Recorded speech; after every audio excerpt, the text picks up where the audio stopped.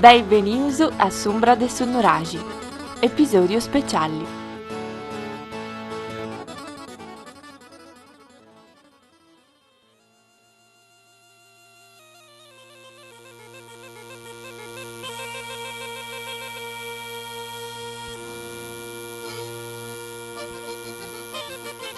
Oggi episodio speciale per Sombra de Sonoragi. Non avremo un'introduzione, non avremo il consueto timing della nostra trasmissione, del nostro podcast, ma questa, come detto da Angelica nell'introduzione, è una puntata veramente speciale. Siamo contenti, siamo orgogliosi, siamo riusciti a portare a termine il nostro obiettivo, che era quello di comporre un podcast in 4 stagioni, 10 episodi a stagione, e oggi vogliamo raccontarvi un po' meglio, qualcosa di più di come è nato questo podcast, ed è per questo che io, Angelica e Carlo oggi racconteremo qualcosa del dietro le quinte che ha aiutato il nostro lavoro a divenire quello che voi avete poi potuto ascoltare ogni settimana, ogni stagione sulle maggiori piattaforme che hanno ospitato la trasmissione del podcast.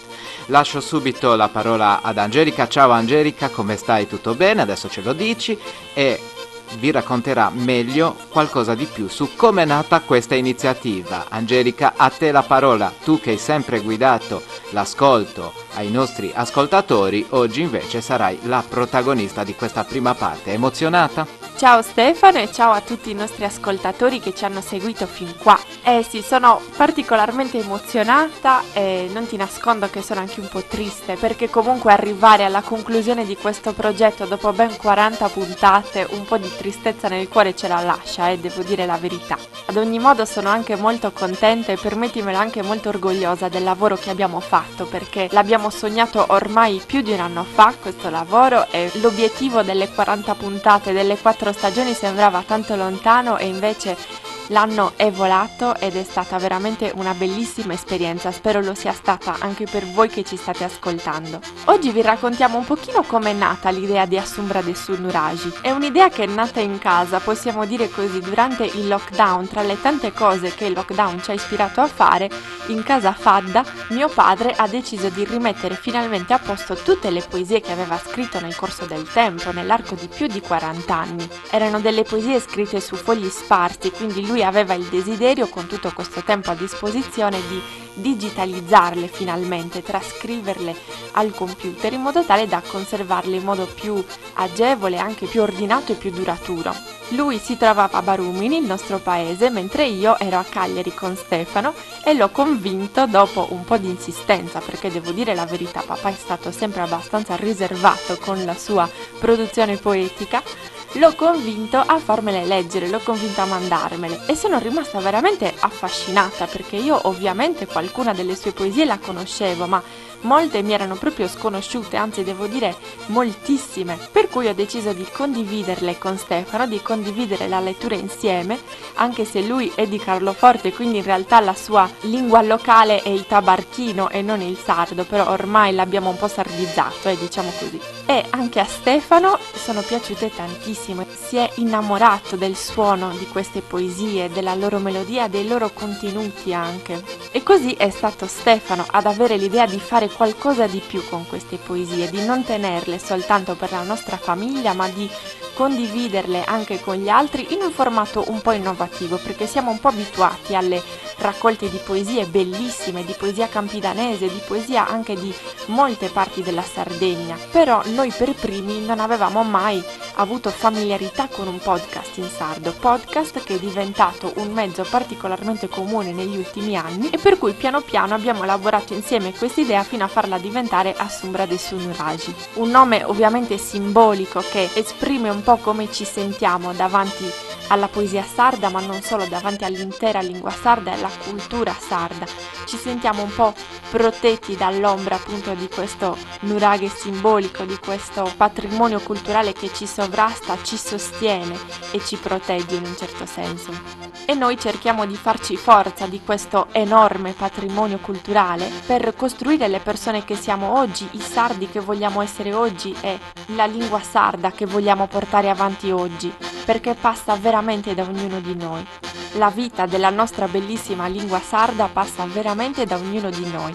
Però Stefano, raccontaci tu un pochino di più su questo progetto, raccontaci anche un po' del tuo ruolo, del tuo preziosissimo ruolo delle introduzioni che hanno ampliato le nostre vedute e ci hanno aperto uno scenario un po' più grande su ogni puntata. Allora, devo dire che sei stata precisissima, quindi non ci sarà troppo bisogno di andar lungo, almeno per me. Le introduzioni io le ho pensate, le ho viste, le ho vissute ciascuna come se fossero dei veri e propri figli, perché penso che ci sia una grande problematica all'interno della Sardegna. Noi sardi siamo innamorati della nostra terra, siamo innamorati delle nostre spiagge, siamo innamorati dei nostri territori, delle nostre montagne, ma spesso ignoriamo quella che è la storia della Sardegna, quella che è anche la visione sociologica, antropologica della nostra Sardegna. Spesso diciamo una cosa, qualsiasi tipo, naturalmente, è sempre stata fatta così. Sì, ma perché? Nella vita, io penso, ma questo in generale, bisogna sempre approfondire, bisogna sempre porsi una domanda basilare e fondamentale che ci hanno insegnato sin da piccolissimi. Chiedersi perché.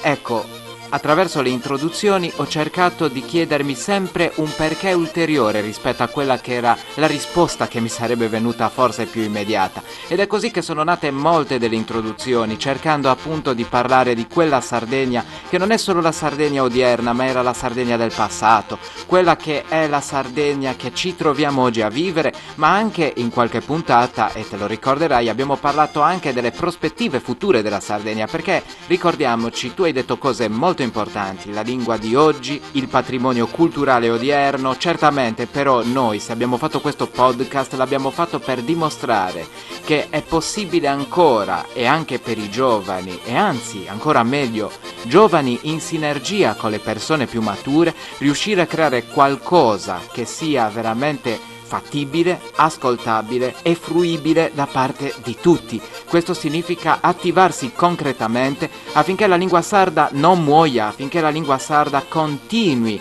a risuonare nelle nostre bellissime terre, nei nostri bellissimi paesi. Poi lingua sarda che conosce tanti dialetti diversi. Esiste certo il sardo campidanese, che è quello che abbiamo utilizzato all'interno del podcast, ma esistono tanti dialetti all'interno della Sardegna e non per ultimo, e naturalmente mi perdonerete, il mio tabarchino, quindi una lingua di derivazione genovese, ma anche il catalano, penso ad esempio ad Alghero. In ogni subregione della Sardegna è possibile fare quello che abbiamo fatto noi con il nostro podcast, cioè tramandare i nostri suoni, cercare di arrivare agli ascoltatori anche di parti molto diverse, perché noi abbiamo avuto questa bellissima idea ci è stata data dalle poesie di Carlo, ma da quello abbiamo ricavato una intera trasmissione durata 4 stagioni. Bene, si può fare ovunque, non siamo noi speciali, non siamo noi straordinari, non siamo noi bravissimi, siamo semplicemente persone normali, innamorate della Sardegna, che però hanno smesso di piangersi addosso e di dire qualcuno dovrebbe fare qualcosa, e abbiamo detto ci pensiamo noi.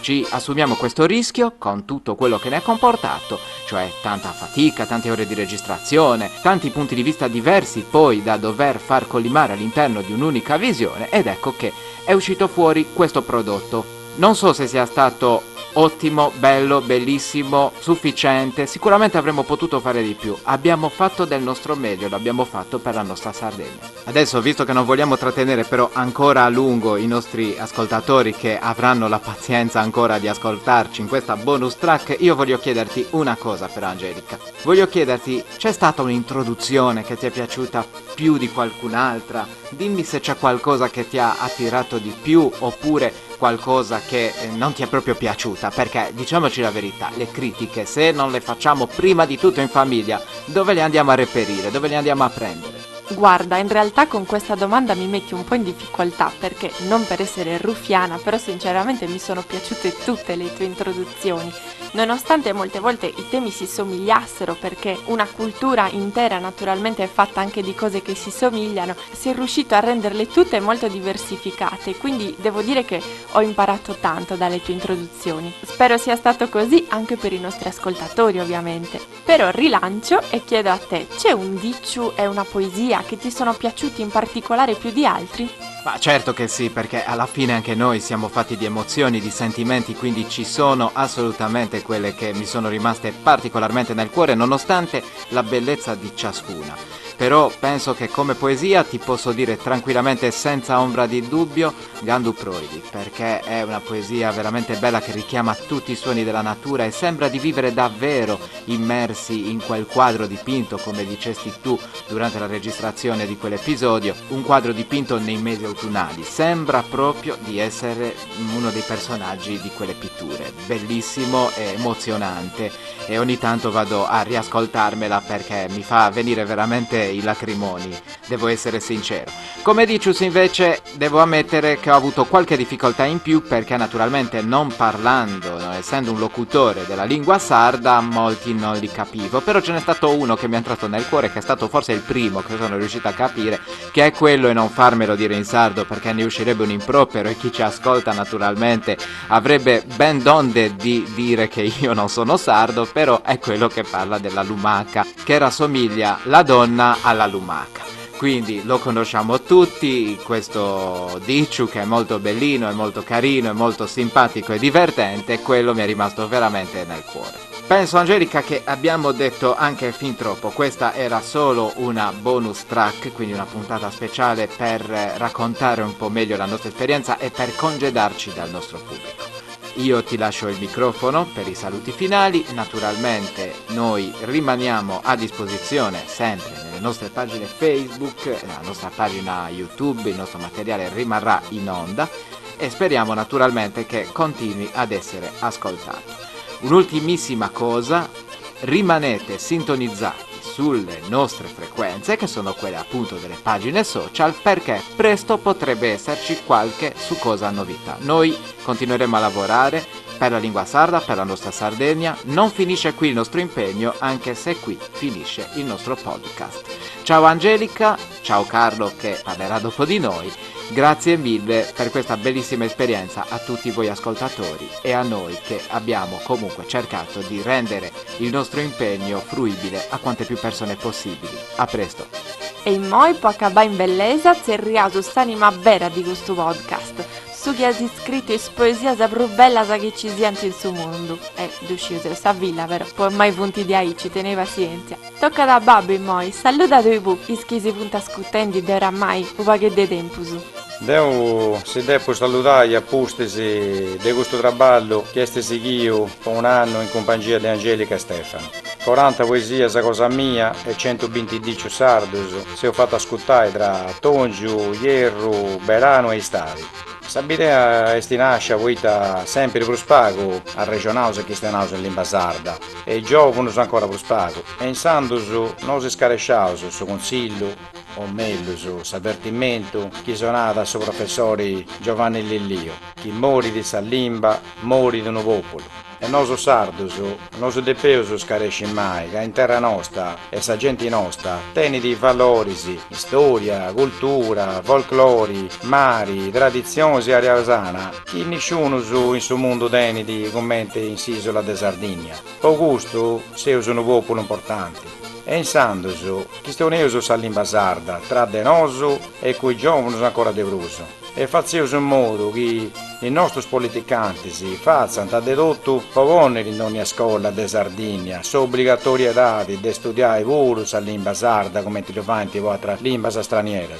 Un saluto umano e grazie a me la vostra pazienza che tento seguendo sì e ascoltando sì. Forza Varisi!